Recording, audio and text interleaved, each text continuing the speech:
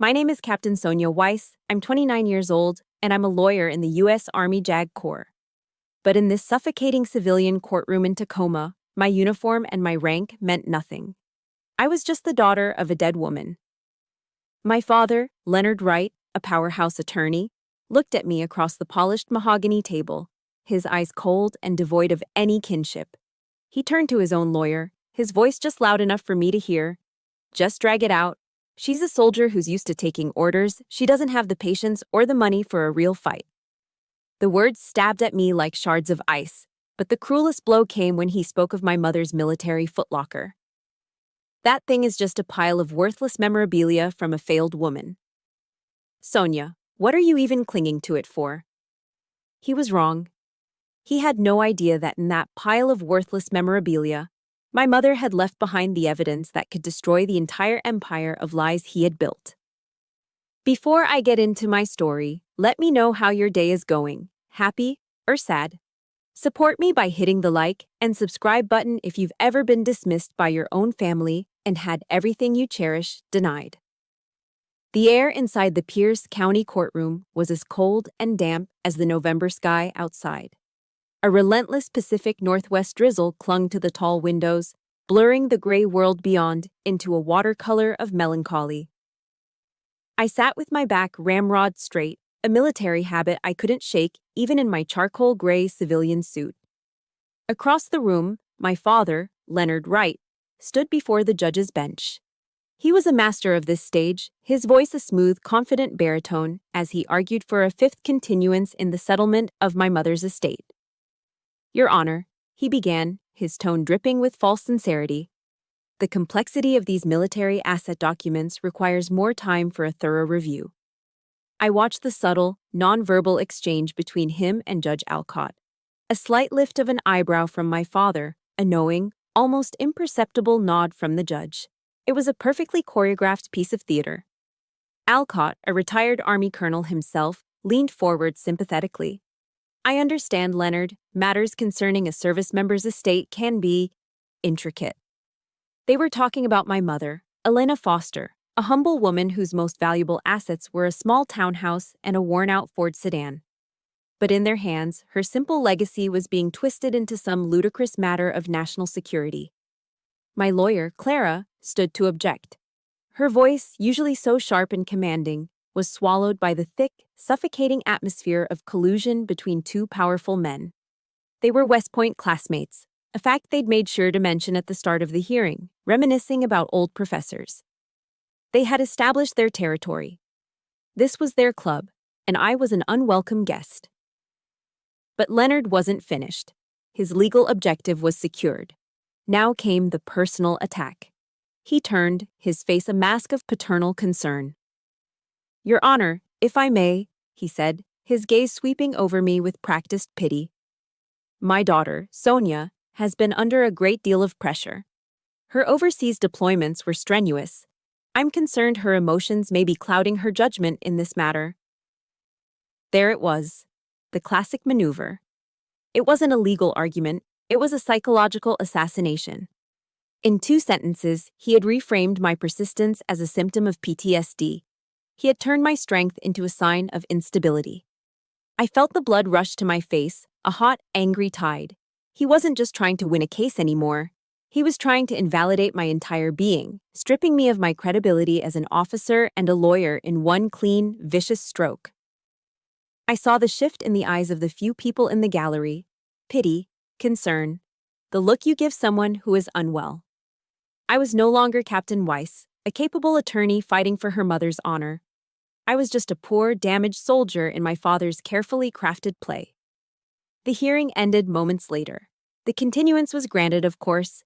I walked out without looking at him, the sound of my heels clicking on the marble floor, the only evidence of the rigid control I was exerting over myself. I sat alone in my old Ford sedan, the engine off, listening to the rhythmic slap of the windshield wipers against the relentless rain. The gray Tacoma waterfront was a blur of shipping cranes and fog.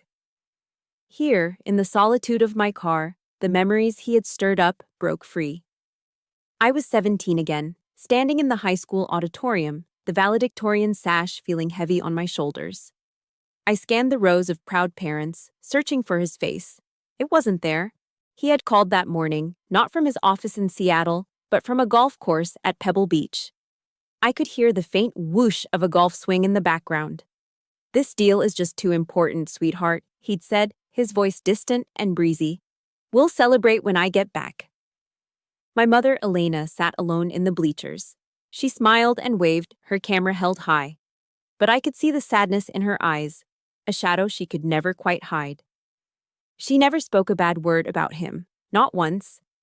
When I'd come home, angry and hurt, she just smoothed my hair and said, "He has his own burdens, honey." Burdens. Now I understood. His burden was a bottomless, all-consuming selfishness. He hadn't just missed my graduation. He had systematically erased himself from every important moment of my life, leaving my mother to fill the empty space he left behind. And now, he wanted to erase her, too. To dismiss her life, her service, her memory, as nothing more than the worthless memorabilia of a failed woman. My hands tightened on the cold leather of the steering wheel. I squeezed my eyes shut, and in the darkness, my mother's last words to me echoed, as clear as if she were sitting in the passenger seat. We were in her sterile hospital room, the scent of antiseptic hanging in the air. She was frail, but her voice was firm. "Don't let him define my life, Sonia," she'd commanded, "and you must never, ever let him define yours." It wasn't a dying wish. It was an order. My eyes snapped open, the storm of emotion inside me, the anger, the grief, the profound sense of injustice, receded, replaced by a cold, sharp clarity. The disciplined mind of a soldier took over. I analyzed the battlefield, the enemy's tactics, the objective. This was no longer a civil suit over an estate. This was a campaign. A fight for my mother's honor and for my own. And in a campaign, you don't back down. You don't surrender. I turned the key in the ignition.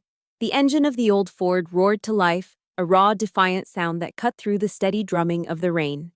It was a silent declaration of war, lost in the gray Tacoma afternoon. But I heard it. And I knew, with absolute certainty, that he would hear it soon enough. Driving back from the courthouse, the city of Tacoma felt like a ghost town through my rain-streaked windshield. I ended up at my mother's small townhouse in the North End, the place I was now fighting for. The house was quiet, filled with the faint, lingering scent of lavender potpourri she used to keep in little bowls on the bookshelves. My eyes landed on the object in the corner of the living room, the one my father had dismissed with such contempt. Her olive-drab military footlocker. It sat there like a silent, stoic sentinel. The paint was faded, the corners dented, the surface crisscrossed with scratches from years of being moved from one military base to another. It was a silent artifact from a life I only knew in fragments. My father had always mocked it. He'd called it her junk trunk, a relic of a past she should have left behind. But to my mother, it was sacred.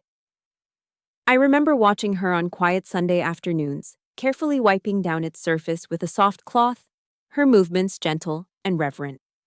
Once, when I was about 10, I found her sitting on the floor beside it, the lid open. She was holding an old, tarnished medal in her palm, just staring at it, her gaze a million miles away. I'd asked her what it was for. She just smiled, a sad, distant smile that didn't quite reach her eyes.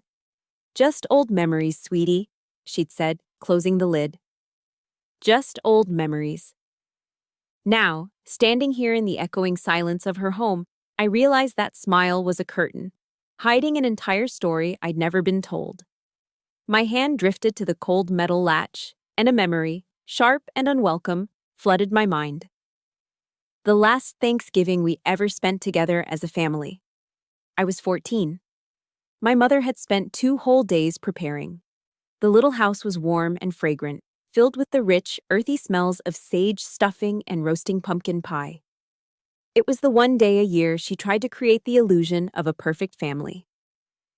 Leonard arrived late, of course. He tossed his cashmere coat over a chair, looked at the perfectly set table with a sigh of weary obligation, and sat down. My mother brought out the turkey, golden brown and glistening, and placed it in the center of the table. She carved him the first slice of breast meat, placing it on his plate with a hopeful look. He speared it with his fork, chewed it once, twice, with a look of detached analysis. Then he set his fork down. "Elena," he said, not with malice, but with a casual cruelty that was far worse. "You really ought to try the turkey at Canlis. It's far more moist. The chefs there brine it for 48 hours.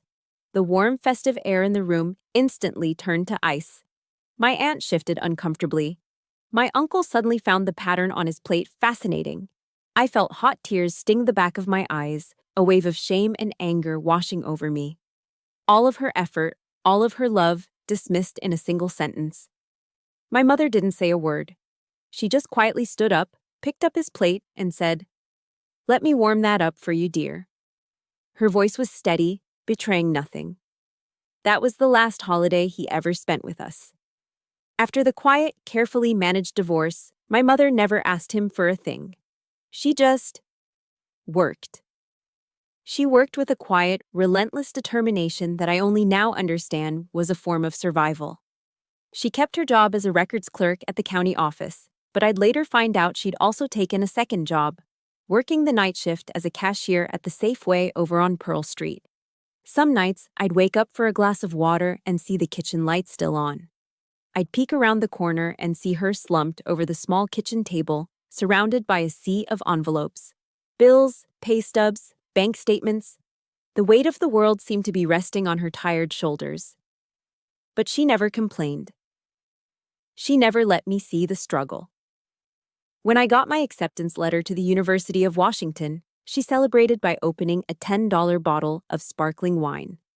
Her joy was so pure, so absolute, it lit up the entire house. It was years before I learned the truth from my aunt. To make the initial housing deposit for my dorm room, my mother had sold her mother's gold locket, the only piece of real jewelry she owned. That sacrifice, that act of profound love, was what Leonard had dismissed as failure. A hot knot of anger and grief tightened in my chest. He lived in a waterfront mansion on Lake Washington while she sold off pieces of her past to build my future. I slid down to the floor, the worn carpet rough against my jeans, and pressed my cheek against the cold, unyielding metal of the footlocker. The past and present collided in that single point of contact. And then another memory surfaced, quieter this time. Late afternoons in the kitchen, the smell of dinner cooking, and the sound of the radio. My mother often listened to NPR, and sometimes a woman's warm, thoughtful voice would fill the space, talking about things I didn't fully understand then: courage, shame, vulnerability. It was Brené Brown. My mom loved listening to her. A phrase from one of those talks echoed in my mind now: a life raft in a sea of confusion. Vulnerability is not weakness. It's our most accurate measure of courage. I wonder how many of us grew up watching a parent, especially a mother, who was strong in her silence, who carried burdens we never knew about. If you had a quiet hero like that in your life, please support me by hitting the like button. And in the comments, just type one word: hero. Let's fill the comments with a tribute to them. Maybe my mother's silence wasn't resignation. Maybe it wasn't failure. Maybe, just maybe, it was a soldier's tactical choice to protect what was most important. Maybe it was a form of courage that I, a trained officer taught to face every threat head-on, was only just beginning to comprehend. The footlocker felt different now.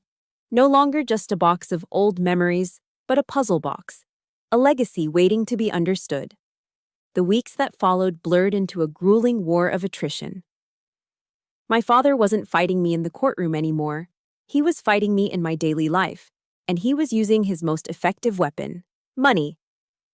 The legal bills from Clara's firm began to arrive, each one a stark white reminder of my dwindling resources. My savings, carefully accumulated over years of disciplined living, evaporated like mist in the Washington sun. Every motion my father's lawyers filed, every request for another delay, was a direct assault on my bank account. It was a strategy I recognized from my psychological warfare training: the slow squeeze.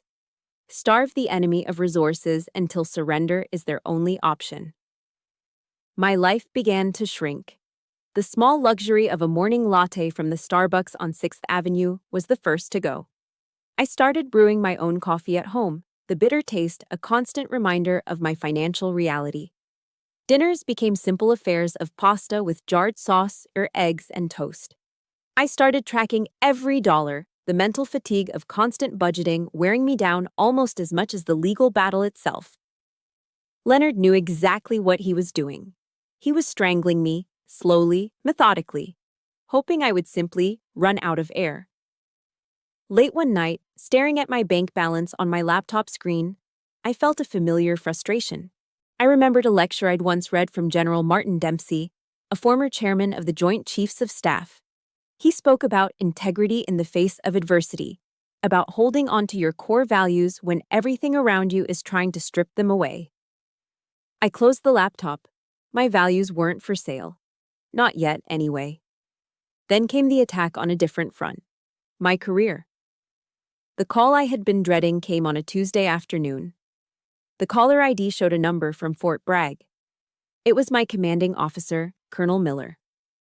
His voice was calm, professional, but the message was as clear as a gunshot. "Sonia," he began, without any of the usual pleasantries.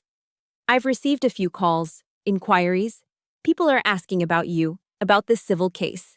It's generating some unwanted attention for the Corps." An icy chill snaked down my spine. It was happening. Leonard was pulling strings, using the network of powerful men he'd cultivated over 30 years to poison the well. My life as a soldier was built on a foundation of honor and reputation. He was trying to demolish it. "Sir," I started, trying to keep my voice even, "it's a private family matter." "It stopped being a private matter when names started getting mentioned in legal circles, Captain." He cut me off, his voice hardening slightly. "The JAG Corps needs its officers focused, undistracted." There was a pause. "Resolve this, Captain. Whatever it takes." He hung up. The words, "whatever it takes," echoed in the silent room. It was a command wrapped in a suggestion. It implied compromise, settlement, retreat. It was an order to abandon the very integrity General Dempsey had spoken of. The place I considered my professional home, the institution I'd sworn an oath to, was now telling me to stand down. The feeling of isolation was crushing. Soon after, the harassment became less subtle. One evening, as I was taking the trash out to the curb, the flash of a camera blinded me for a second. A dark sedan I didn't recognize was idling at the end of the street. It sped off before I could get a good look. A few days later, I came out to my car to find a long, shallow scratch down the passenger side door. Not deep enough for an insurance claim, but a clear, unmistakable message. "We are watching you." The final straw came one evening when there was a soft knock on my door. It was Mrs. Henderson, my elderly neighbor from across the street. She was a sweet woman who always brought over a portion of her casserole whenever she made too much. Tonight, her face was etched with worry. "Sonia, dear," she said, clutching her robe tightly. "A man came by this afternoon, a nice-looking fellow in a suit, said he was from an insurance agency doing a neighborhood survey." She hesitated, wringing her hands. "But he asked odd questions about you. He asked if you seemed stressed, if I ever heard shouting from your house. He asked if you ever talked about having nightmares since you got back from your service." My blood ran cold. I thanked her, assured her everything was fine, and quickly closed the door. Leaning against it, I could feel my heart hammering against my ribs. It was a smear campaign. He was building a file, creating a narrative of an unstable veteran, a woman whose testimony couldn't be trusted because her mind was supposedly broken by war. It was the same tactic he'd used in the courtroom, but now it was leaking into my life, poisoning my reputation with the very people I shared a community with. That night, I sat in the dark kitchen, the only light coming from the street lamp outside, casting long shadows across the floor. The weight of it all, the financial strain, the pressure from the army, the constant, unnerving harassment pressed down on me. I felt the sharp edges of my resolve beginning to crumble. For the first time, I felt utterly and completely alone. A single soldier fighting a war on 3 fronts with no support and no end in sight. I picked up my phone, my thumb hovering over Clara's contact information. I could end it all right now. I could call her, tell her to take whatever deal he was offering. My mother's honor be damned. I just wanted it to be over. I was tired. So profoundly tired. Just as my thumb was about to press the screen, the phone vibrated in my hand, startling me. An unknown number with a 703 area code. Virginia. Probably a wrong number. I almost ignored it. But some instinct, some flicker of hope I didn't even know I had left, made me answer. "Is this Captain Sonia Weiss?" a woman's voice asked. It was crisp, no nonsense, and calm. "This is she," I said, my own voice raspy. "My name is Renee Barrett," the woman said. "I served with your mother, Elena Foster, a long time ago. I heard you were in some trouble. I think I might be able to help." Following Renee Barrett's instructions, I drove to the VFW post in South Tacoma. It was an old, unassuming brick building on a quiet street, the kind of place you'd drive by 1,000 times without noticing. But the American flag flying out front was immaculate, and the building itself, though aged, radiated a quiet dignity. I parked my car and took a deep breath before heading inside. The moment I stepped through the door, the scent of stale beer and freshly brewed coffee hit me. The signature perfume of every VFW hall in America. The air was filled with the low, warm murmur of conversations and the gentle clinking of pool balls from a table in the back. It felt safe. A handful of older veterans, nursing beers at the bar, looked up as I entered. They gave me a slow, respectful nod, the kind of silent acknowledgement that passes between soldiers. Renee Barrett was sitting at a small table in the corner, just as she'd said. She looked to be in her early 60s, with a short, practical haircut of silver hair and eyes that were sharp, intelligent, and missed nothing. She stood as I approached, and when she offered her hand, her grip was firm, solid. "Captain Weiss," she said, her voice even. "Thanks for coming." There was no pity in her eyes, no condescension, just respect. After weeks of being looked at like a fragile victim or a nuisance, that simple gesture of professional courtesy felt like a lifeline. "Thank you for calling," I replied, my voice a little unsteady.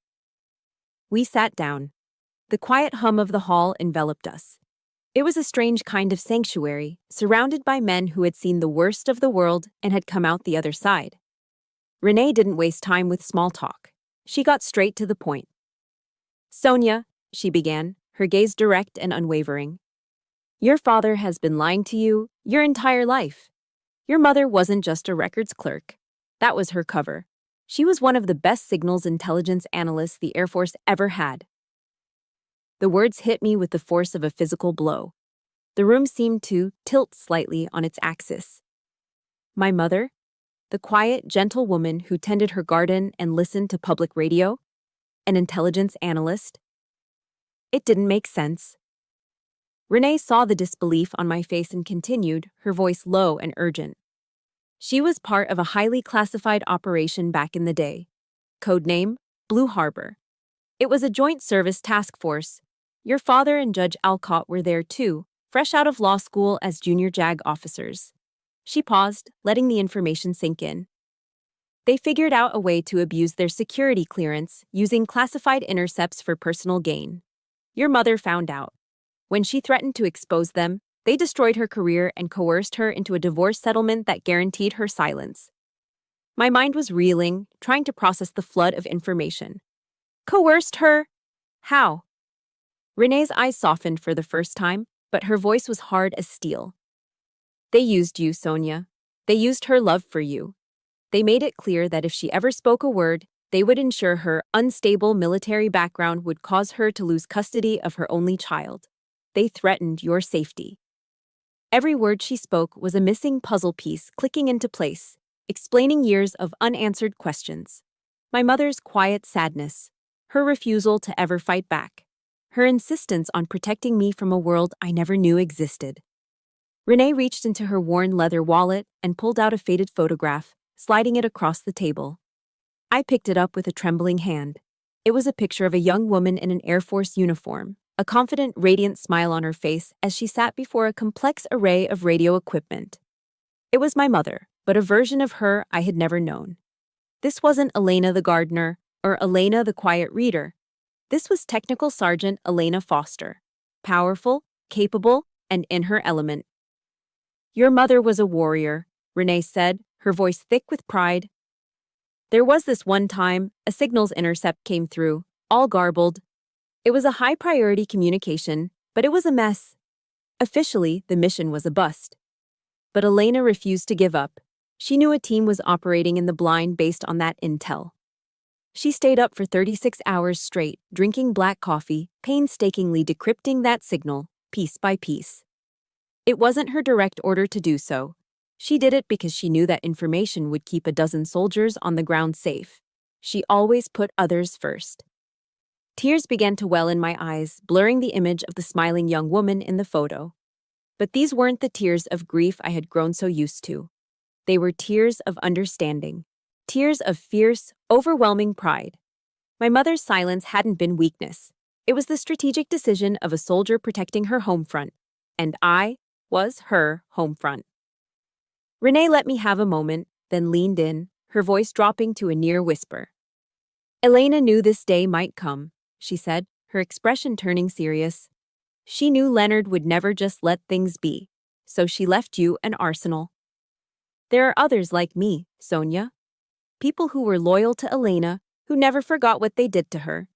We've been watching. She placed her warm, steady hand over mine on the table. Look in her footlocker. She told me once, if anything ever happened, the key was the Winter Lantern. It was the code name for a sub-operation, a private log she kept. Her grip tightened slightly. We can't fight your legal battle for you, Captain. That's your territory. But we can give you the intelligence you need to win the war. This isn't just about your mother's house anymore. This is about restoring the honor of a good soldier who was betrayed by the very men who should have had her back. Do you understand? I looked from the photograph of the young warrior to the determined eyes of the older one, sitting across from me. The fog of despair that had enveloped me for weeks finally began to lift, burned away by the bright, clean fire of purpose.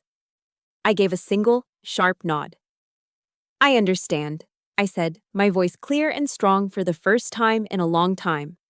My mission was no longer just about defending a memory. It was about revealing a truth. The moment I left the VFW hall, I was on the phone with Clara, my voice a low, urgent torrent as I relayed everything Renee had told me. On the other end of the line, there was a long, stunned silence. When Clara finally spoke, her voice was stripped of its usual legal composure. Oh my God, Sonia, she breathed. This isn't an inheritance case, it's a cover-up. A 25-year-old cover-up. As she said it, she let out a sudden gasp. Wait a second, she said, her voice changing, the lawyer in her taking over again. Sonia, you're not going to believe this. I just got an email notification. It's a new filing from your father's attorney. I could hear the furious clicking of her keyboard. It's an emergency motion. They're petitioning the court to immediately seize and seal your mother's footlocker. On what grounds? I asked, my heart beginning to pound.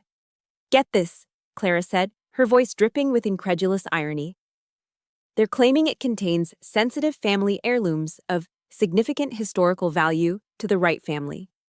They're painting you as an unstable daughter trying to abscond with precious family history. I had to smile, a cold, bitter smile. It was a desperate, clumsy move, and it told me everything I needed to know. The enemy had just confirmed their primary target. They weren't afraid of me. They were terrified of that footlocker. They had no idea I already had the key. That night, the house was utterly still except for the quiet hum of the refrigerator. I stood before the footlocker, the phrase Renee had given me echoing in my mind. Winter Lantern. It was an odd, poetic phrase, nothing like the direct, unambiguous language my mother usually used. I closed my eyes, trying to see my childhood home through her eyes, searching for a connection. And then it hit me. A small, seemingly insignificant memory. Every winter, as the gray Washington days grew shorter, my mother had a ritual. She would hang a delicate Japanese-style paper lantern on a hook on the back porch. It cast a soft, warm glow against the cold winter nights. She said it was to welcome the light back, a beacon of hope in the darkness. My pulse quickened. It wasn't a password. It was a place, a clue hidden in plain sight. With a surge of adrenaline, I carefully maneuvered the heavy footlocker away from the wall and tipped it onto its back. The underside was plain, dusty metal, except for 4 screws near the corners. 3 of them were worn and tarnished with age, but the 4th, in the bottom right corner, was slightly different. The slot was cleaner, the metal a fraction shinier, as if it had been turned more recently than the others. My hands were shaking slightly as I retrieved a screwdriver from the kitchen junk drawer. I worked carefully, my JAG school training on evidence handling kicking in. One by one, I loosened the old screws. When I got to the 4th one, it turned more easily. With the last screw out, I gently pried at the edge of the base plate with the flathead screwdriver. It didn't budge. My heart sank. Was I wrong?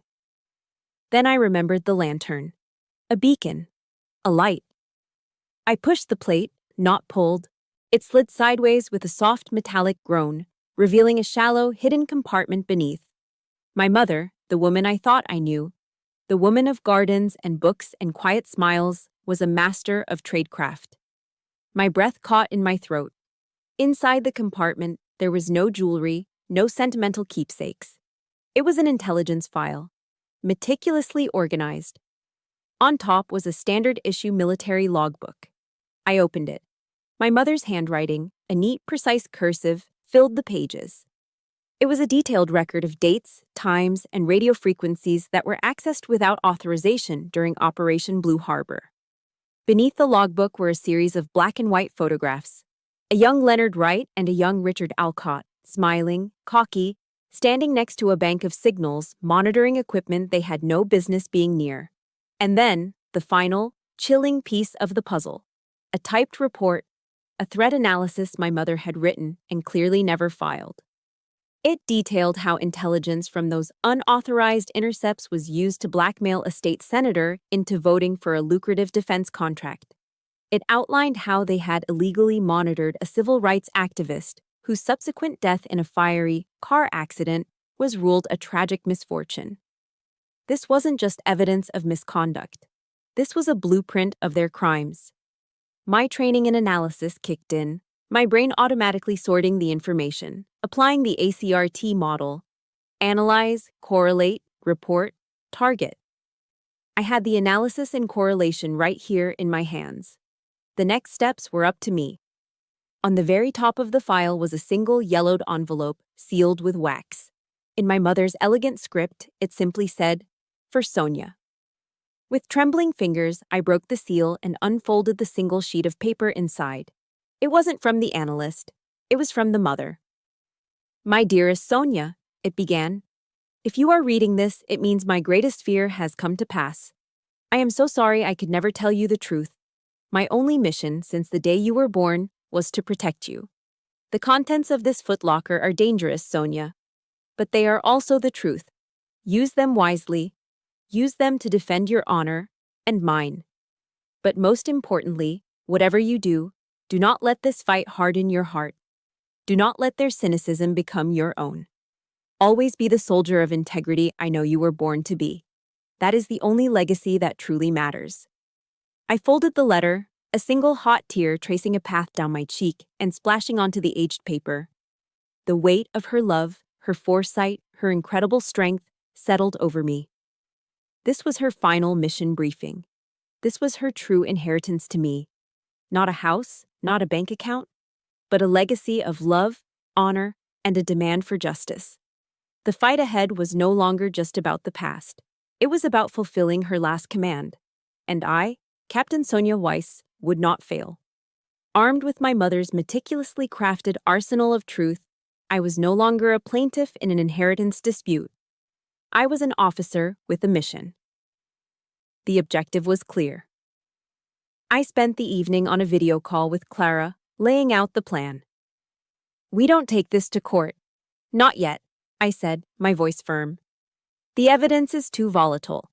If these documents are still classified, which they likely are, introducing them could get me disbarred or even prosecuted. We can't risk it." Clara nodded, her eyes wide as she stared at the scanned copies of the logbook on her screen. "So what's the play?" "A surgical strike. I answered. Psychological warfare. We use the evidence as leverage to force an unconditional surrender before the main battle begins. I paused, then added, and I'm delivering the terms in person. There was only one uniform for a mission like this. The next morning, I stood before my full-length mirror, not in a business suit, but in my Army service uniform. The deep blue jacket, the perfectly creased trousers, the polished brass on my belt. It was more than a uniform. It was a suit of armor forged from honor and discipline. I wasn't going to see my father. I was going to confront a disgraced former officer. His law firm occupied the 50th floor of the Columbia Center in downtown Seattle. Stepping out of the elevator, I entered a world of hushed tones, expensive art, and panoramic views of Elliott Bay. The entire office, a sea of paralegals and junior associates in tailored suits, fell silent as I walked in. My footsteps were soundless on the plush carpeting, but my presence was a thunderclap. I didn't look like a daughter coming to beg. I looked like a reckoning. Leonard's assistant, a young woman who looked barely out of college, stared at me with wide, startled eyes. "Captain Weiss, can I help you?" "I'm here to see Mr. Wright," I said, my voice calm and level. He was in a glass-walled conference room, mid-sentence. He saw me, and his expression flickered from annoyance to irritation. He held up a hand to his colleagues, smoothly ending the meeting, and motioned them out. As they filed past, they shot me curious, uneasy glances. Leonard closed the door to his private office and turned to me, his face a mask of controlled fury. "Sonia, what in God's name is this stunt? This is my place of business." I ignored the question. I walked past him, across the vast expanse of his office, to the massive mahogany desk that served as his throne. The city of Seattle sprawled below us like a kingdom. Without a word, I reached into my briefcase and placed a single, black-and-white photograph on his perfectly organized desk blotter. It was the picture of him and a young Richard Alcott, laughing beside the signals monitoring equipment from Operation Blue Harbor. The smug, self-assured mask on my father's face dissolved. It froze, then cracked. He stared down at the photograph, his skin turning a pale, ashen color. He looked from the picture to my face, and for the first time in my entire life, I saw genuine, undiluted panic in his eyes. "Where did you get this?" he hissed, his voice a dry rasp. I didn't raise my voice. I kept it low and steady, a lesson I'd learned in hostage negotiation training. Always speak from a position of strength, not aggression. "You have 48 hours, I said, my voice as cold and clear as the glass separating us from the sky. "You will withdraw the lawsuit. You will release all claims to my mother's estate, and you will issue a formal public apology for the slanderous statements you made about her character." He just stared at me, his mouth slightly agape. "If you fail to meet these terms," I continued, "then at Orwa 900 on Monday morning, a full certified copy of this photograph, along with your partner in crimes and the accompanying logbook, will be delivered to the Washington State Commission on Judicial Conduct, the Department of Defense Inspector General's office, and a few old friends of mine at the Seattle Times." I let a beat of silence hang in the air, heavy and absolute. "Consider this a settlement offer," I finished. "Officer to officer." The panic in his eyes blazed into pure rage. He threw his head back and laughed, a harsh, grating sound completely devoid of humor. "You think you can threaten me?" he snarled, jabbing a finger at the photo. "With some ghost from 25 years ago, you have made a fatal mistake, little girl." He snatched the phone from his desk, his hand shaking with fury.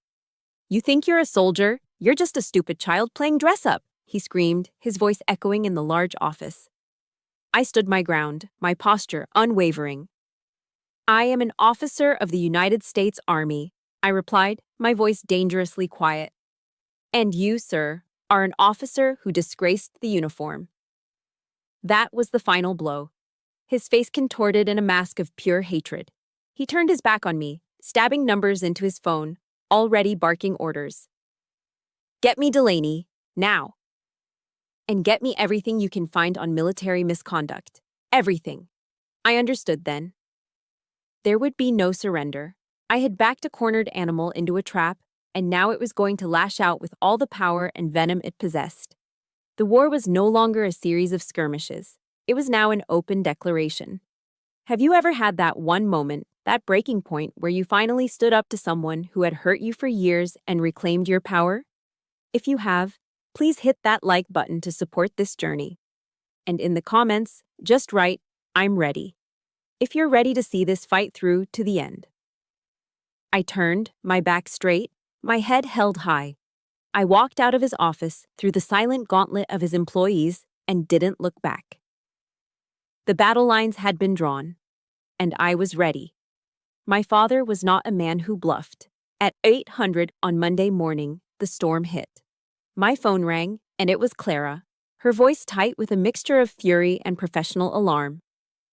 "Sonia, he didn't just counterattack. He launched a nuclear strike," she said, skipping any greeting.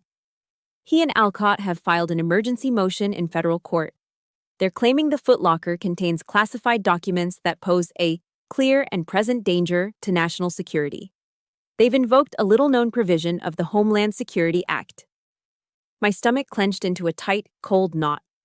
What does that mean exactly? It means they're petitioning for an immediate seizure of the evidence and a total gag order on you, me, and anyone else involved, Clara explained, her words coming fast. "Sonia, this is a brilliant and evil move. He's not just neutralizing your weapon, he's turning it against you. He's recasting this whole thing. You're no longer a daughter seeking justice. You're a potential national security threat. If you so much as mention the contents of those documents now, you could be prosecuted under the Espionage Act." It was a legal checkmate, a perfect trap. I was silenced, my hands tied by the very laws I had sworn to uphold. But the assault wasn't confined to the civilian courts. That afternoon, a new email appeared in my encrypted inbox. The sender was the Office of the Inspector General, U.S. Army JAG Corps. My heart felt like it stopped beating for a full second. The subject line was stark: "Inquiry regarding unauthorized possession of military documents." My hands trembled as I opened it.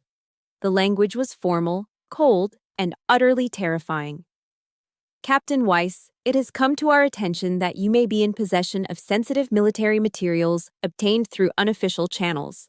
You are hereby ordered to cease and desist from any dissemination, discussion, or destruction of said materials. Prepare a full report on their origin and contents to be submitted to this office within 72 hours. I felt the air leave my lungs. Leonard had done it. He had created a perfect pincer movement. The civilian courts had gagged me, and now the military was investigating me. If I obeyed the court and stayed silent, I was defying a direct order from the Army. If I obeyed the Army and submitted a report, I was violating a federal gag order. Either way, my career was over. The sense of betrayal was profound, a physical ache in my chest. The Army, my family, my entire professional identity was now viewing me as a suspect. The war became a 24/7 siege. The dark sedan was no longer subtle. It was parked openly at the end of my street day and night, a constant silent reminder that I was being watched. The anonymous calls started, usually around 2 a.m., with nothing but static on the other end, just enough to shatter my sleep and fray my nerves. Then came the final turn of the screw. I went to pay my credit card bill online and was met with a blunt, red message: "Account frozen. Please contact customer service." A suspicious system error, the bank clerk called it. Leonard was systematically dismantling my life. He was cutting off my money, destroying my career, and grinding down my spirit. That night, I sat on the floor of my mother's dark living room, the damning file lying on the coffee table in front of me. It felt radioactive, a thing that was supposed to be my salvation now burning a hole in my life. For the first time since I'd put on the uniform, I felt utterly, completely defeated. Captain Sonia Weiss, the officer who always had a plan, the lawyer who always had an answer, was out of moves. The board was set against me. I was going to lose. In the depths of that despair, I remembered a book I'd read about Justice Ruth Bader Ginsburg. I remembered how she won impossible battles not by launching frontal assaults, but by finding procedural weaknesses, small cracks in her opponent's moral and ethical armor. But I had no such leverage. I had nothing. Just as that thought crossed my mind, my phone buzzed on the floor beside me. A text from an unknown number. My first instinct was to ignore it, another harassment tactic. But the message was clear and direct. "This is Joyce, Judge Alcott's clerk. Can't talk long. Meet me at Bluebeard Coffee in 30 minutes. Come alone." My mind raced. This had to be a trap. A setup to further discredit me. It was reckless. It was stupid. But as I looked around the dark, silent room, I realized I had absolutely nothing left to lose. The cafe was a small, hip spot on 6th Avenue, filled with the rich aroma of roasting coffee and the quiet chatter of students. I found Joyce in a booth at the back.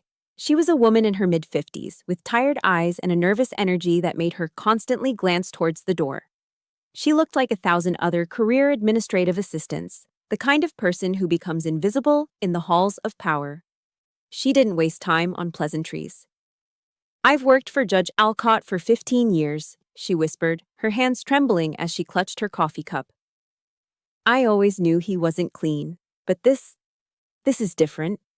This is wrong." She pushed a small, nondescript flash drive across the table.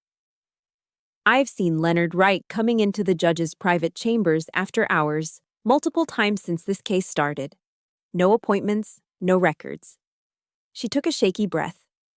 "On this drive are the financial statements for a shell corporation, a Delaware LLC. It's owned by your father's firm, and it's been making tuition payments directly to Stanford University for Judge Alcott's son for the past 2 years. She stood up abruptly, her chair scraping against the floor. "That's all I can do," she said, her eyes pleading with me to understand. "Good luck, Captain." And then she was gone, melting into the crowd. I sat there for a long moment, staring at the small piece of plastic and metal in my hand. It was an impossible gift from an unlikely ally. It wasn't the powerful weapon I had tried to use. It was something better. It was a silver bullet. Joyce's flash drive changed the entire battlefield.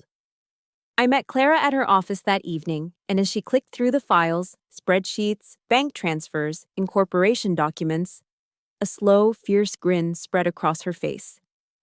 "This is it, Sonia," she said, her eyes gleaming in the glow of the monitor. "This is their Achilles heel. Forget Blue Harbor. Trying to prove a conspiracy from 25 years ago with potentially classified documents is a legal minefield. But proving contemporary bribery of a sitting judge? That's not a minefield. That's a parking lot. It's simple, direct, and devastating." A new battle plan emerged, one based on the Powell Doctrine I had studied at West Point. Apply overwhelming force at the enemy's weakest and most decisive point. We would execute a classic flanking maneuver. Publicly, we would agree to their motion. We'd consent to have the footlocker sealed, showing our full compliance with the court and the military. While they were busy fortifying the front gate, we would be coming over the back wall. Our counterattack would be twofold. First, we filed a formal complaint with the Washington State Commission on Judicial Conduct, attaching the entire contents of the flash drive. Second, we filed a motion for the immediate recusal of Judge Alcott from our case, citing gross judicial misconduct and an irreconcilable conflict of interest. We weren't just asking him to step aside, we were accusing him of a crime. Predictably, with their primary objective seemingly achieved, they made a move they thought was a final checkmate. My father's lawyer, Delaney, called Clara. Unaware that we had Joyce's silver bullet, they thought they had already won. "Clara," he began, his voice oozing with condescending victory. "Leonard is feeling generous. He's willing to drop all this nonsense, release the full inheritance to your client. All he wants in return is the footlocker and a signed NDA. Simple." "No deal, Delaney," Clara said flatly. There was a pause. Delaney was clearly surprised. "All right," he said, shifting tactics. "Let's talk numbers. To make this all go away, my client is prepared to offer your client a cash settlement. $200,000 on top of the estate. Tax-free." Later that night, Clara called me, playing devil's advocate as a good lawyer should. "Sonia, you need to seriously consider this. It's an exit ramp. You can walk away from all of this right now with a significant amount of money. You can be free." I looked out my window at the familiar Tacoma rain, the drops tracing silver paths down the dark glass. Free? Freedom bought with silence felt like another kind of prison. My mother hadn't endured a lifetime of quiet sacrifice for me to sell her honor for a bribe. No, Clara, I said, my voice quiet but absolute. My oath isn't for sale. My mother's integrity isn't for sale. We fight. The recusal hearing took place not in a grand courtroom, but in a small, suffocating hearing room in the federal building. There was no jury, no press, just us, my father's legal team, and a senior presiding judge. A stern-faced woman named Judge Carmichael. Judge Alcott sat at the respondent's table, not on the bench. For the first time, he was the one under scrutiny. My father and his team radiated a smug confidence. They assumed this was a desperate, last-ditch delay tactic. They were relaxed, whispering jokes to each other. They had no idea they were walking into an ambush. Clara began methodically, laying the groundwork. She presented a timeline of ex parte communications, private meetings and phone calls between my father and Judge Alcott, all logged by the meticulous Joyce. Delaney, my father's lawyer, stood up, looking bored. Your Honor, this is absurd. These are two old friends, former colleagues. A casual conversation is not grounds for recusal.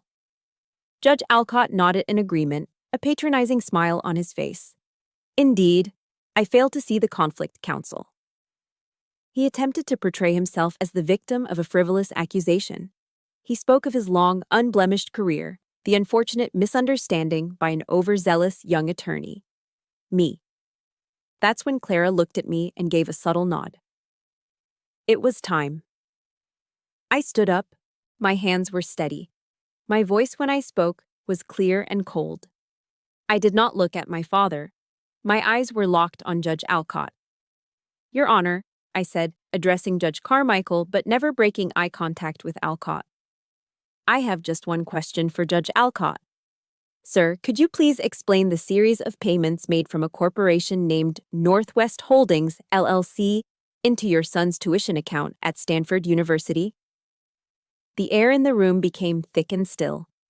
The smug confidence on the faces of my father and Alcott evaporated, replaced by a ghastly, uniformed expression of pure horror.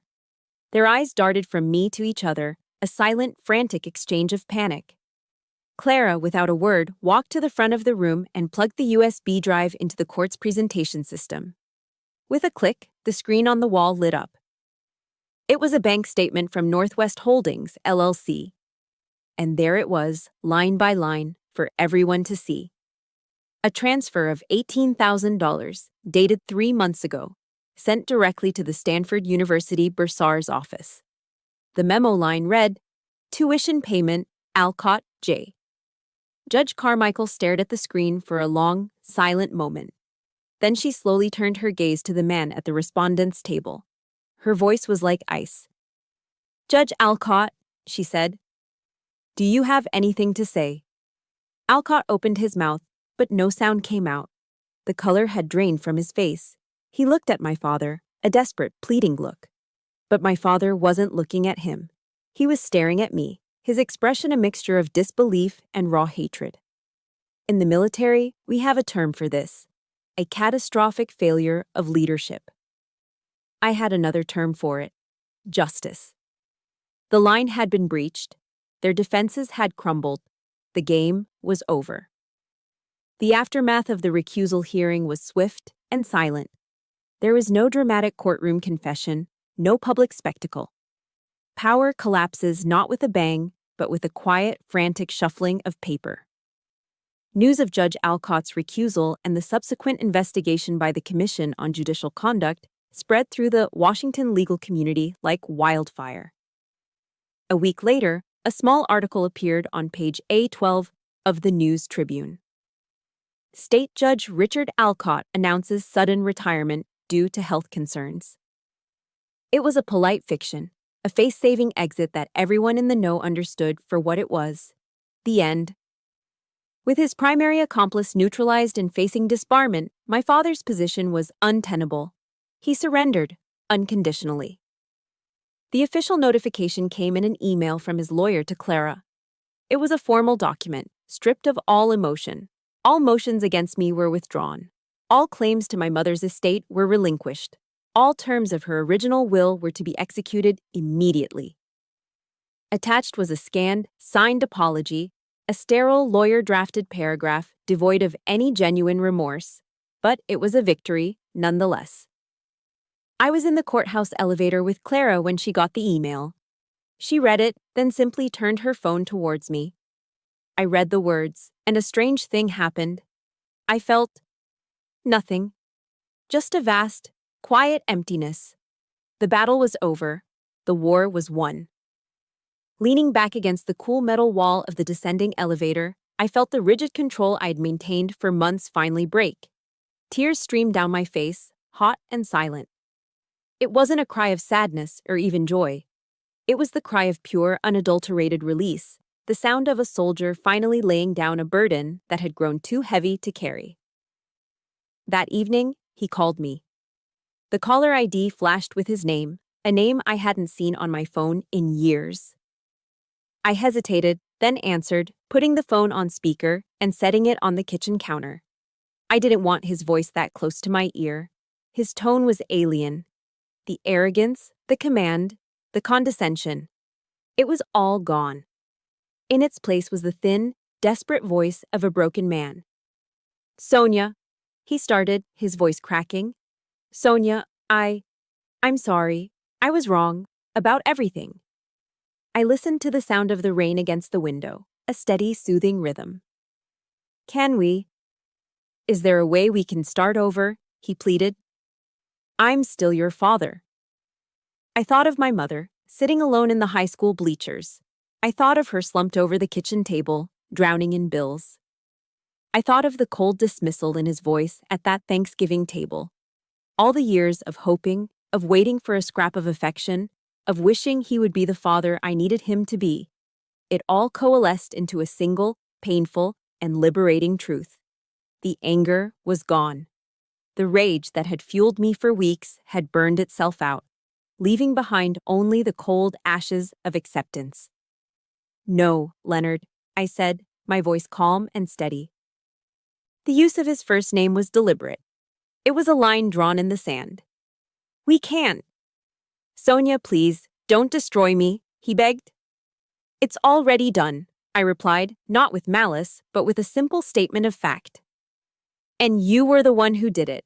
I forgive you," I said, the words feeling strange and new in my mouth. "I forgive you not for your sake, but for mine. I need to be at peace." I took a breath. "But I can't have you in my life. Goodbye." I ended the call before he could reply. It was the hardest thing I'd ever done, and the most necessary. It was the final act of my own liberation.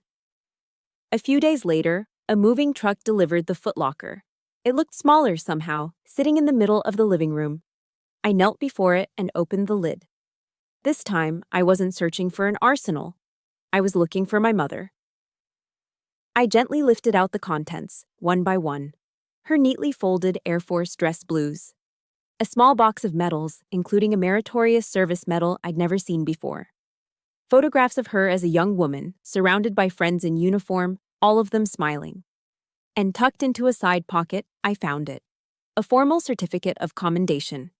It was for outstanding achievement in signals intelligence during a period of critical national importance.